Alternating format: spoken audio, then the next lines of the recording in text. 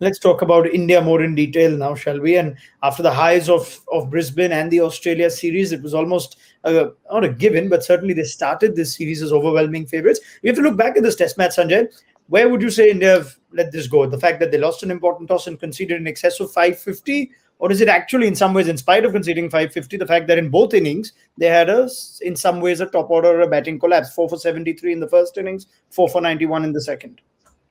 Yeah, so when you look at those aspects, it's pretty obvious to see where India have lacked and where India have lost the winning advantage.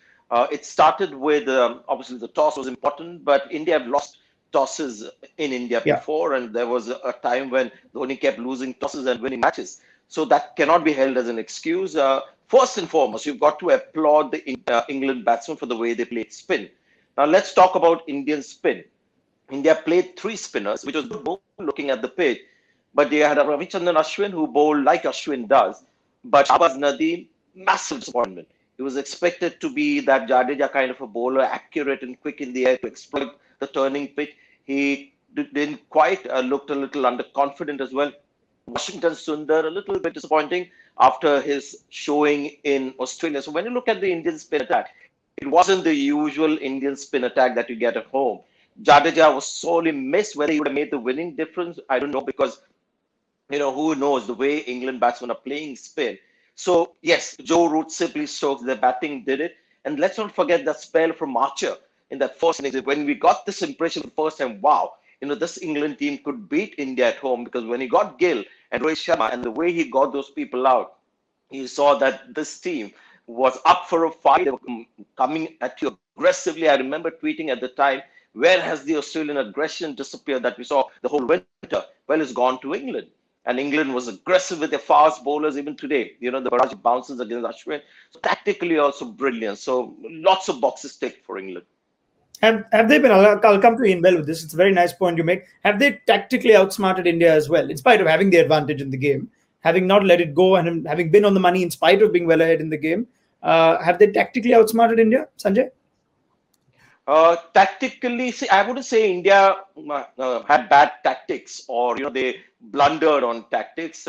Team selection, I think, was fair. People are talking about Kundi Yadav now because Shahbaz Nadeem hasn't bowled well. Because Shahbaz Nadeem, this is a tailor-made pitch for him. So tactically, the small, parts of the game where I felt Washington Sundar bowled the wrong line to begin with. Middle and leg, the line from Australia. You can see Washington Sundar is a great guy to bowl after the off-man. And when he did that, he troubled the opposition batsman. So that's where Virat Kohli is a little hard to understand with his strategy more than overall tactics and team selection. And Shahbaz Nadeem as well. His first few overs, he had two people on the drive, trying to get the batsman to drive on a pitch like this against Shahbaz Nadeem. So maybe the bowlers weren't allowed to begin with to bowl to the field that they wanted. But I thought more than tactics, India's ability in this test match just fell short, and hopefully they want to make amends in that second test match. Plus, as you mentioned, top order failure. So tactically, England was superior, but I would say that India blundered tactically. All right, fair enough. Now, out of the many positives, Belly, Sanjay makes the point too. This was Jofra Archer's first test match in the subcontinent. In India, it didn't take him long to have an impact. And yes, maybe we've not even seen the best of Jofra Archer, but the fact that the pacers in their short bursts did have an impact too, that bodes well for England in this long series, including for a pink ball test and a couple of test matches. Oh, 100%. I think it would have been very easy, I think, the way Broad and Anderson bowled individually in Sri Lanka to play them both. And I think that we will see them rotate through it. I would think the way it'd be very hard to leave Jimmy out the way he's bowled in this game, rotate Broad. But it would have been very easy. There was a lot of media scrutiny about playing them both. But I think we've just seen there with what Jofra or a Mark would come in and offer with extra pace on these kind of pitches. You need to have that. And I think that at the moment, England have got a nice balanced attack. They've got all bases covered at the moment. And I was just thinking back, I think one thing tactically England maybe got right over India at this point. I remember Daru early in his innings and the ball was reversing for India. And I think Sharma only bowled 4 overs at him. And that one, for me, was a moment like Jimmy Anderson today was maybe that had to be a 7-8 over spell. And I suppose the difficult thing is only having 2 seamers to having 3 for England, with Stokes being able to back that up later on in the day.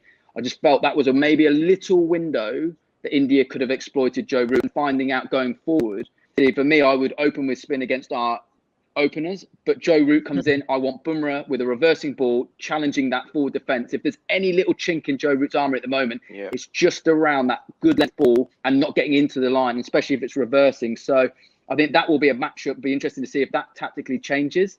I just feel there was a window missed on when Joe Root was there and that ball was reversing. And then we know he's comfortable at the moment. He's, like I said, England's best player is spin, and he feels much more comfortable there. Sanjay, something to add? Yeah.